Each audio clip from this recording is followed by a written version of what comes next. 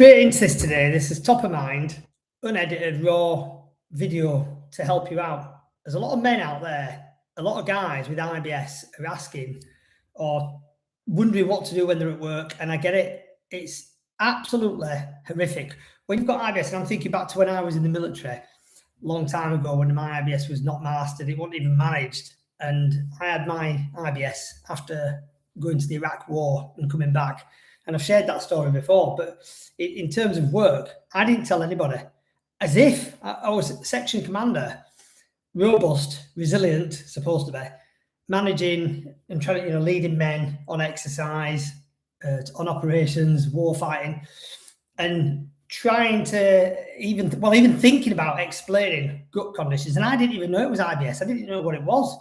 So let alone going to doctors or going to anywhere. Do you know what as well? Most men, me included, for 10 years or more, don't even have that discussion with the doctor. So you can imagine that speaking to somebody at work about it, a close friend maybe, a manager, as if, boss, no chance. And I was that guy.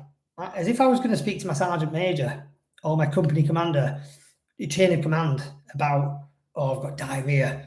I need to go to, the reason I'm going to toilet urgency all the time and dashing out of meetings is because of this and because of that. And a lot of men like me, I didn't have a clue what was going on. And I want to share with you today, if that's you, or if you get into that stage, maybe it's keeping you awake at night. It did for me for a long time. And I've spoke to a lot of men, my wife and business partner, CJ, Charlie Jean included, where it's keeping them awake at night, worried, anxiety, and that creates more symptoms, more flare-ups. So it's a vicious cycle, isn't it? Where you're thinking, I'm going to get up in the morning and I'm going to have diarrhea, maybe bloating, stomachs all over the place, low energy because you've not slept well. And I've got to then put up with going to work. Can I work? Can I go into, for like example, entrepreneurs, we're going to come on to this in a minute, going into their own business. Even working from home can be a nightmare, can't it? When the coronavirus lockdown period was on and we were helping clients out and speaking to people with IBS, working from home was easier than going to work, than commuting, and you'd be able to sit on your computer next door to a toilet and nobody around you for embarrassment. But even then, it's still difficult in terms of productivity, having brain fog, being tired, motivation, all these issues. So today I want to share with you, keeping it super simple and human. Don't be going on AI and, what do I do at work and stuff, because AI has got no emotions. It hasn't got that lived experience. I've got that lived experience. Myself, but more so my wife and business partner, as I mentioned before, CJ, has helped thousands, not tens or hundreds, thousands of men with IBS go from being in the worst place you can imagine possible with IBS symptoms to, over a period of time, obviously, not overnight, there's no such thing as an overnight fix, to not just managing their symptoms, but mastering their symptoms and turning their life around, changing their identity, becoming a more powerful and more resilient man moving forwards and being able to do the things they want to do with their kids, their families, at work, having that clearer mind. And we'll come on to that in a minute. So I'm going to share some stories with you today, maybe some examples, and I want to help you. If you are a guy struggling with, you're worried, whether you're a business owner, an employee, maybe you're an employer and you've got people underneath you and things are happening at work, maybe they're getting worse, or perhaps you have just got diagnosed or you've got IBS recently, like back when I first got mine in 2003. And you're starting to explore, what do I do? What do I do? With this thing that's going on, all these issues that are starting to take over me like a swarm of wasps or a dark cloud. So I'm going to help you today. So you get from this, at the end of this, you'll be able to know exactly the right mindset and the right way to approach this at work in different environments. And we'll talk about a few different examples from my own experience and from people that we've worked with that I've spoke to and got feedback where it's worked for them. So I'm going to share that with you today. And these clients that have fed it back to me to help you are clients that have paid, my wife, thousands and thousands and thousands of dollars. So, and you're going to get that for free. So you're going to get feedback that we've had, and I'm going to pass some stuff on to you to help you out today in that specific area. If it helps, put this into practice, maybe pause it at times. It's alive, but it'll be a replay. You can go back to it and maybe take some notes. Even if you write a script out, we might rehearse it a little bit, have a read through it, and just give it some thought, and then tackle it and go into work, and you're able to move forward. It'll be a game changer, I promise you. In most cases, it will be a game changer. Right, moving on. I've got a few notes. I don't want to miss anything, so I can get the best for you today. So, speaking back to my own story, I was a section commander when I came back from the Iraq War in 2003, the second Gulf War, and I started getting loads of symptoms. They started gradually getting worse, as I guess IBS does. For me personally, it was diarrhea predominant, bloating, stomach pains, cramps, not being able to sleep properly, because especially in the military, sometimes you have to eat quite late. And obviously I didn't know my triggers, so I was eating whatever. And knowing what I know now, looking back, a lot of the food that I was eating had ingredients in it that were causing my IBS symptoms to get worse, to trigger them to have flare-ups. And obviously eating late at night is not good anyway. Your body needs to calm down when you go to bed for loads of reasons. That's another podcast and video. And then obviously I was starting to feel rubbish, certainly through the night, not sleep well, getting up tired, which is not good, especially in the military, as a section commander, as a leader. But in any environment, it's not great. And then I was having to go on meetings. So I'm wandering along, pen in hand, notebook, going to a meeting on exercise, a mission briefing, and sat in there like this, like really like struggling, sometimes worse than others. And I'm sure you can relate. And the question is, was I listening to my company commander, platoon commander, or anything that was going on in that briefing? I was trying to listen clearly, and I was taking as many notes as possible.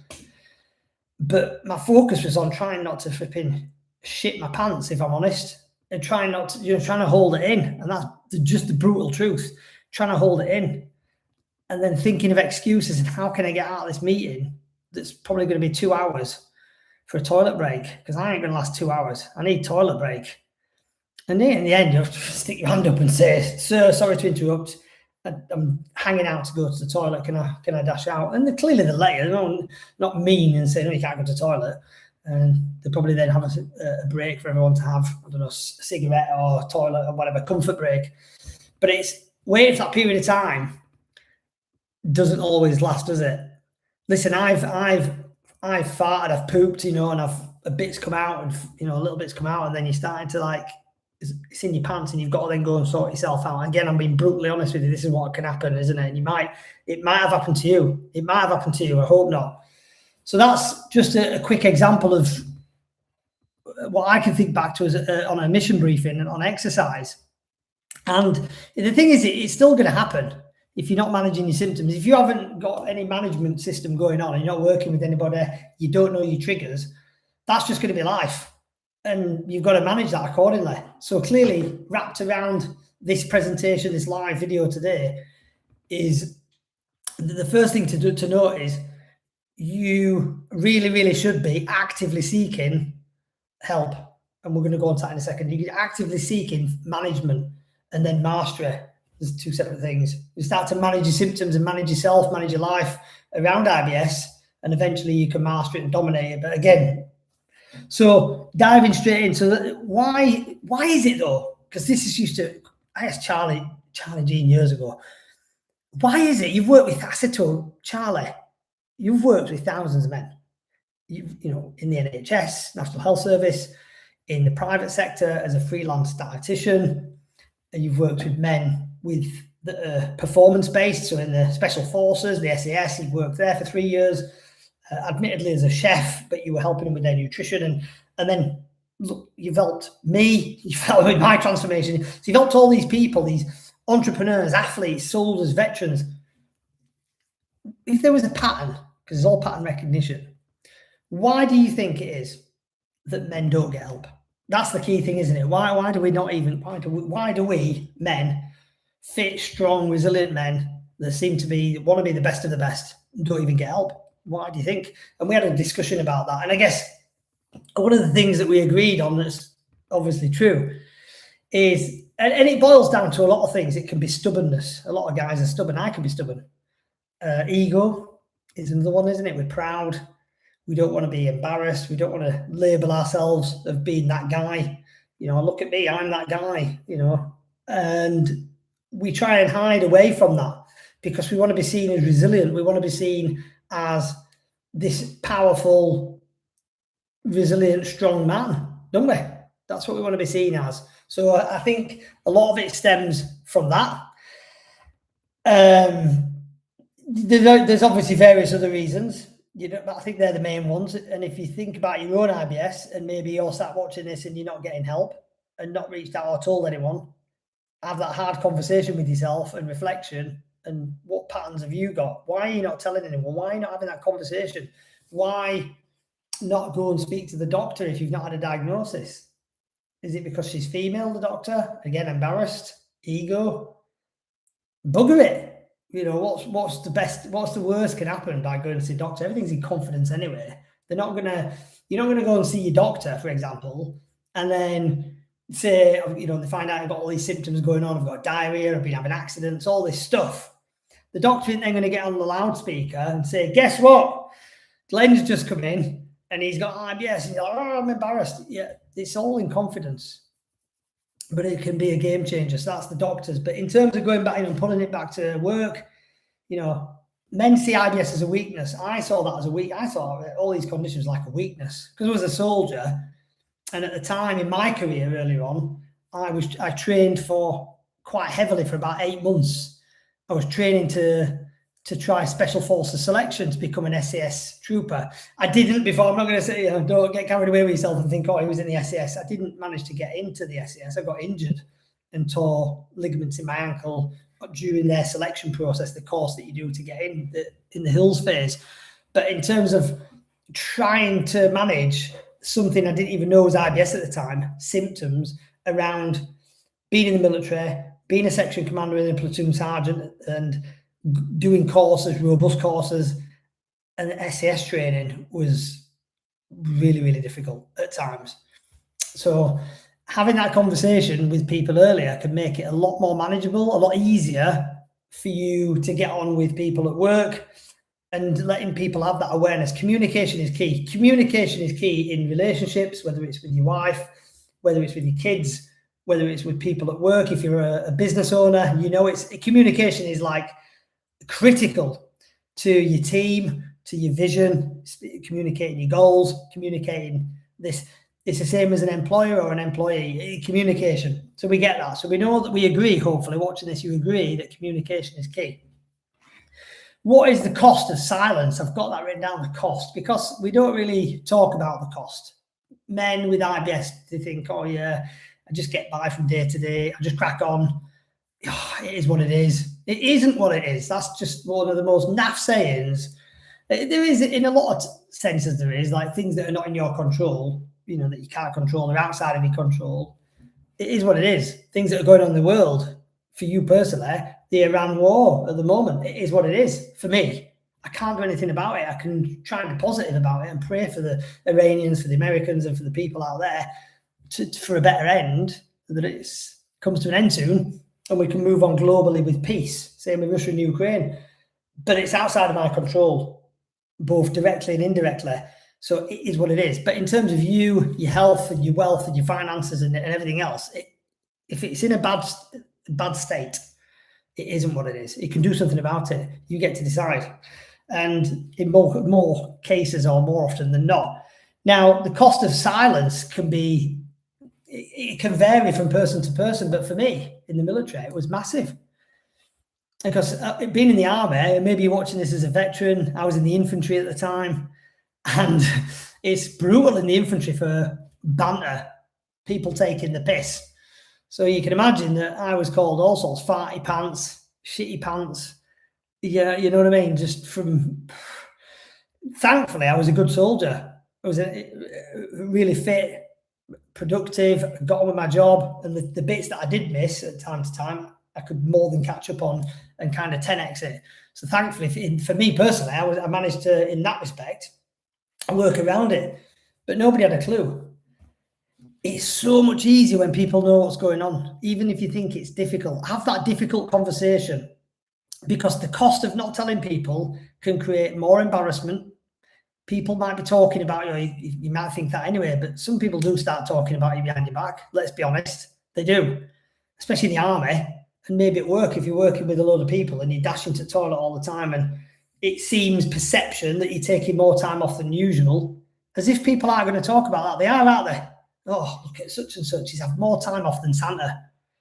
Yeah, he's had blooming some right time off, and he's still getting paid same as us, and this, that, the other. So it's dog eat dog. It's how it is, isn't it? Humans are like that. They judge and all this stuff, even when they care.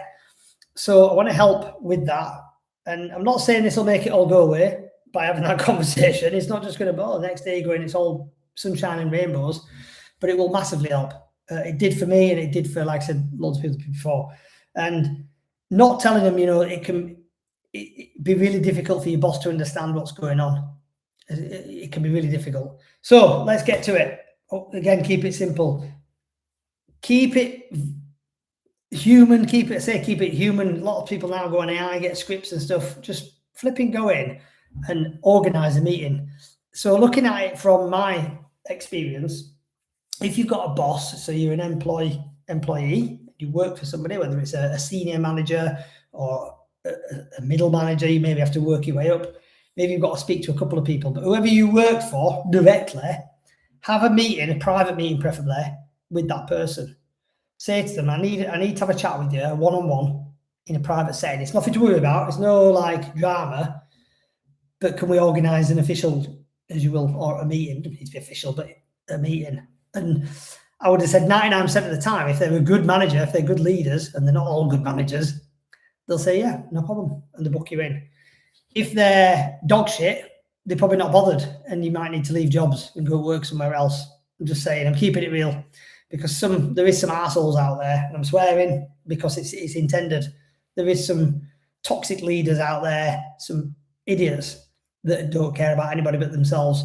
And if all they're bothered about is you being in work 8, 10, 12 hours a day and not going to the toilet hardly and not having lunch breaks and just production, and they're not happy to work around it for you and your well-being, then as difficult it is, you probably need to, could probably put a complaint in if it's IBS, because it's medical.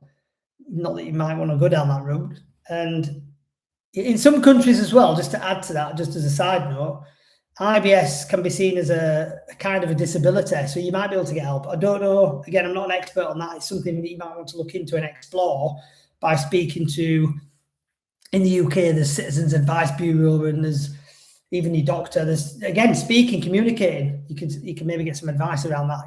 In Canada, there's Gut.org. There's different organisations. I know you can get a card for your wallet. It's like a credit card. And it basically explains, I've got IBS, and if I need access for the toilet, can you give me access? And that's worked for me in the past in stores like TK Maxx, big department stores where they've not got public toilets, but clearly they've got staff toilets. And you're in there and you get call to action, bang, give the card to them. You can get them online and you can show them this card and they let you go to the toilet. It's the same like with people that have got diabetes, if they need to go and use insulin or whatever, they need a private setting. I think it's a similar situation where they've got to accommodate that. So that's the card. You can get keys, a radar key for the disabled toilets. So you've got access to a toilet, a decent size one. If you need a radar key, I think you can buy them. Again, I don't know. I'm just throwing ideas out there. But in terms of having that conversation, pulling it back, is say to your boss, I need to have a chat with you one-on-one. Let's have a chat. And just say to him, look, I've got been diagnosed recently, or whenever it was, I've got this gut condition called irritable bowel syndrome, IBS. He might have heard of it. Have you heard of it? Because he might know, he might have it himself and not been telling anyone. He might say, I've got it. Win-win. That would be a winner, wouldn't it? Because if he's got it, he knows the score. Or if she's got it. If he hasn't, if he's like, never heard of that, or I've heard of it, but yeah, explain. Just say, look, it's a gut condition. I'm managing it, but it's a medical condition. It causes me to have flare-ups. What that means for you is, as an employer, and for me, I need access to the toilet. Sometimes what might appear where I'm being rude and I'm stepping out of meetings and you think I'm being rude or I don't care, I do care and I'm not being rude. I love my job and I want to support you the best I can as an employee. But if I cut away, it's because of the IBS. I have to get to the toilet within a certain time frame or I could have an accident. And that's not good. It's not good for me. It's not good for you. It's not good for people around me. And they'd be like, yeah. So, and again, you don't have to tell him that, but that's just something I would have said. It's something I would say. Maybe put a bit of personality around it and just say, from time to time, if I'm late in the morning, it might mean if I am getting up earlier in the morning to sort this out and to manage it. But if I am slightly late for work, I'll text you or I'll text the secretary, I'll speak to whoever. It's because of, more often than not, it'll be because of the IBS. I might be 20 minutes to 30 minutes late. If I'm 30 minutes late, I'll stay 30 minutes at the end or over lunch. So it's try and create a win-win, because at the end of the day, you're getting paid to work a certain set period of time. So always try and think of, rather than hitting somebody with a problem, hit them with the problem, but have solutions up your sleeve. That's my mindset and how I was in the military and now. So rather than just be problem oriented, because you become a problem child, oh, this is the problem. I've got this issue, I've got that issue. Well, what do you want me to do about it? Because your boss has got a lot on his plate, hasn't he? Just being real. He or she has got a lot on their plate with the business, what they're running, the work, staffing, management, spinning loads of plates, even with AI. So go to them with the problem. And that's advice for anything, really. It doesn't just need to be IBS. This is a problem. These are what I foresee as the solutions, where it will be least impact on you, least impact on my job role, and still I'll be able to give you the same output. Does that make sense? Hopefully that helps. So that's in the boss environment. Cool. Tick that one off. So that's speaking to an employer. Again, not word for word. You can vary that as you see fit. Right. If you are an employer, so you've got people working underneath you, a manager, senior management, same detail. Have the moral courage and the decency to let your team, because they respect you for it, to let them know what's going on. If you think it's creating a problem or it's being seen, because perception is massive. Remember, perception is huge. How they perceive you as their manager, as their leader, it is massive.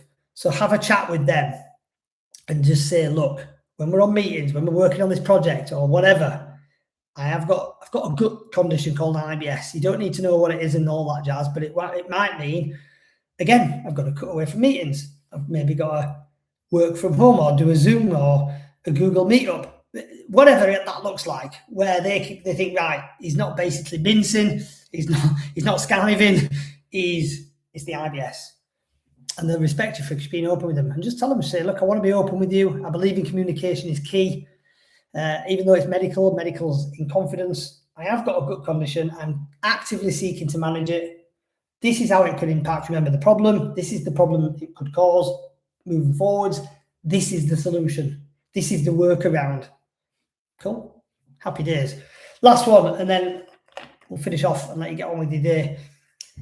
Entrepreneur, business owner. You don't have to be entrepreneur, but business owner. It's very, very similar to the management situation, isn't it? If you're an entrepreneur, the cost is obviously bigger because you need a clear mind for that vision. You're trying to move forward. Even now, it's getting a bit easier now with AI. You can outsource a lot of things and you can have a massive team of AI agents. And that might make life easier for you as an entrepreneur with your team being virtual as you will, or being artificially based. Moving forward, you don't need to explain to AI that you've got IBS. Let's park that one now. AI does not care. But in terms of, again, joint ventures, partnerships, maybe you're working with somebody in a close environment, just have a chat with them. You keep it real. You're the entrepreneur. You're the business owner, the leader, the visionary. Just say, wow, this is what's going on. I've got a bit of a good condition, health condition. It's called IBS. It's not life-threatening, nothing to worry about, but it does mean A, B, C. Problems, I might need to do D, E, F. Easy as that.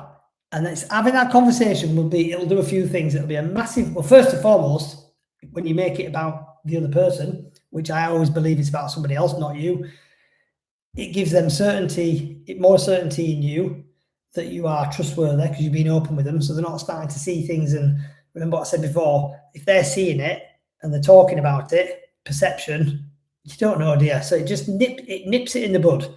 If you're in the military or in a builder or in a work environment, you might maybe get some incoming, some banter.